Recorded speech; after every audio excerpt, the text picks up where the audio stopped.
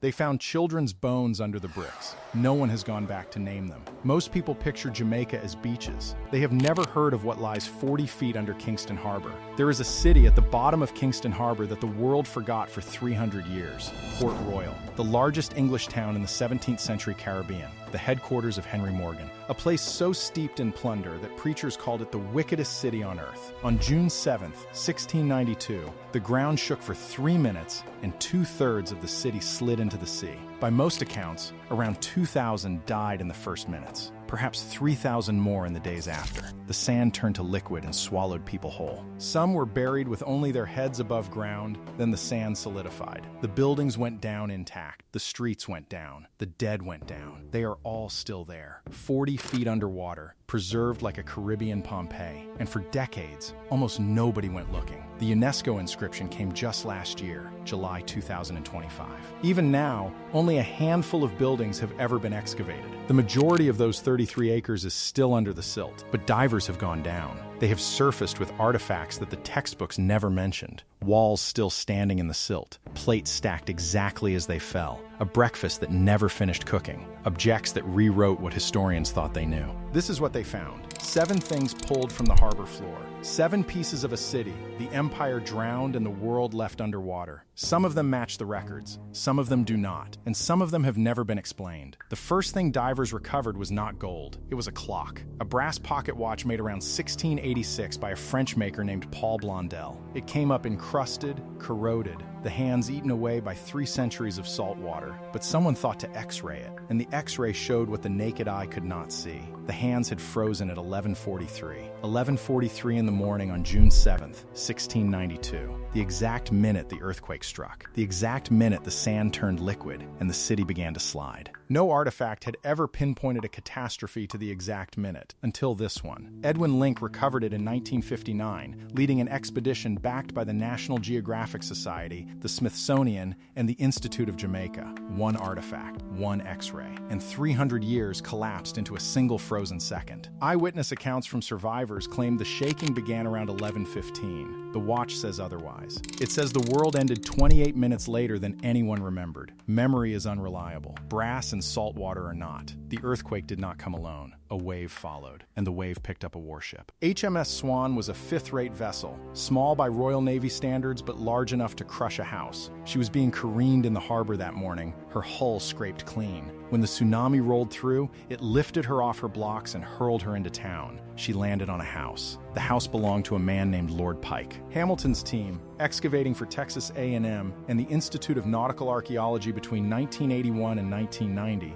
identified the wreckage. It lies across the front wall and floor of a townhouse at the intersection of Lime Street and Queen Street. An earlier diver, Robert Marks, had tagged a different wreck as the Swan between 1965 and 1967. Hamilton corrected the record. The real Swan sits there now, her timbers fused with the brick of a townhouse she had no business touching. A warship dropped onto a rooftop by a wave. That is not a metaphor. That is where she sits. The divers found kitchens intact, cast iron skillets still sitting in the hearth, pots still resting on the fire. Charred wood from the morning's cooking concreted to their surfaces, fused by heat and then frozen by water. The meal was not finished. Whoever was cooking that morning stepped away, or ran, or was swallowed by the sand, and the kitchen went under exactly as they left it. Donny Hamilton's team documented this between 1981 and 1990, working with the Jamaica National Heritage Trust. They called Port Royal the Pompeii of the New World. Pompeii gave us bodies caught in ash. Port Royal gave us a meal caught mid-cook, a skillet with breakfast still stuck to the bottom, a fire that was still burning when the floor dropped out. The anoxic mud at the bottom of Kingston Harbor preserved what the Caribbean sun would have rotted in a week. 300 years later, you can still see the grain of the charcoal.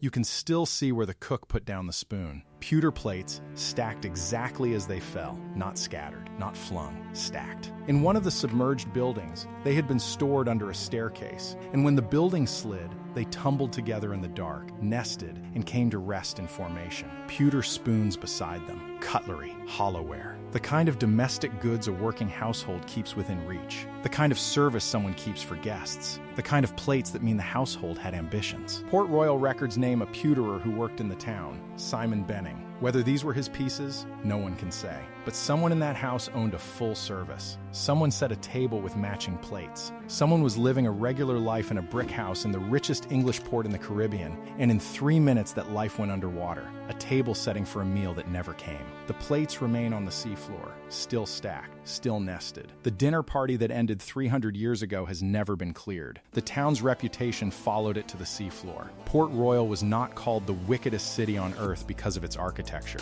It was called that because of what happened inside the buildings, the taverns, the gambling houses, the trade in everything a sailor with prize money could want. This was Henry Morgan's town, the pirate who sacked Panama, got knighted, and died as lieutenant governor. His grave went into the harbor with the rest. They have never found his body. Divers found physical proof of what kind of place this was. Crates of unused white clay tobacco pipes. Shop stock, never sold, never smoked. Corked wine bottles with monograms still legible on the glass. Onion bottles, squat green glass, round as a fist, necks sealed with cork. The round-bellied flasks that 17th century merchants filled with rum and claret and sold by the crate. No manifest survives to say how many crates went down. But this was not a town that hid its vices. This was a town that stocked them in bulk. The pipes alone tell the story. Brand new, by the hundred, ready for sale to the next privateer crew with silver in their pockets. The wave came before the customers did, and now the shop stock sits in the silt. The wickedest city stocked its sins by the crate. And then there was the porcelain, 17th century Chinese porcelain, on the floor of Kingston Harbor, in the Caribbean. 300 years before container shipping, before globalization as a word, Port Royal was a hub for goods that had crossed 2 oceans to reach it. Divers recovered a figurine known as a dog of foe, a snarling guardian carved for a doorway in Guangzhou, the kind of decorative piece a wealthy Chinese household might place at a doorway for protection.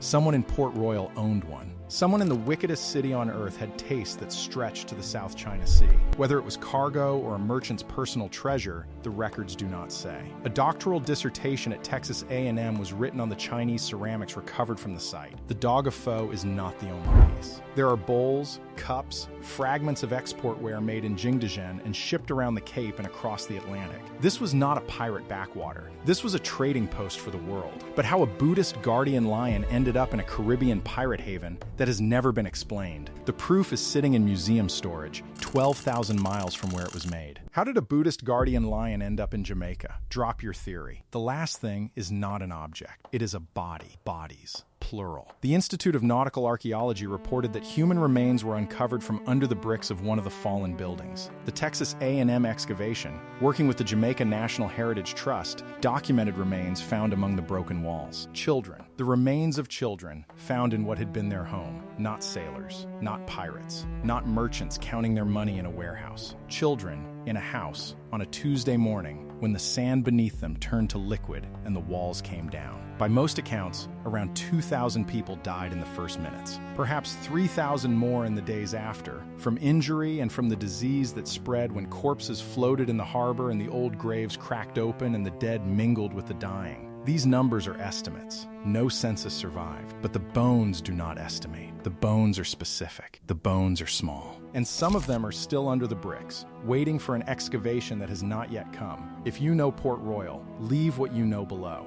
33 acres of Port Royal sank that morning, 2/3 of the city. The treasury of England's Caribbean Empire, the storehouse of the West Indies, 2 of the town's 3 forts, all of it on the seabed now. 3 great excavation campaigns have gone down to look. Edwin Link in 1959, backed by National Geographic and the Smithsonian. Robert Marks between 1965 and 1967. Donny Hamilton and Texas A&M from 1981 to 1990. Each one brought up artifacts. Each one mapped a few more walls. And then the funding ended, or the permits expired, or the technology was not ready for what lay deeper. On July 12th, 2025, the UNESCO World Heritage Committee inscribed Port Royal on the list, the first submerged city of its kind to receive that status. It is protected now. It is recognized, but it is not finished. Only a handful of buildings have ever been systematically excavated. The majority of those 33 acres remains untouched. The streets are still down there. The walls are still standing in the silt. The dead are still under the bricks. Most of them have never been named, never been mapped, never been brought to the surface at all. The watch stopped at 11:43. The excavation stopped decades ago. The city is still waiting. If this one lands, we cover the Taino caves next. The ones with 148 paintings no one can read.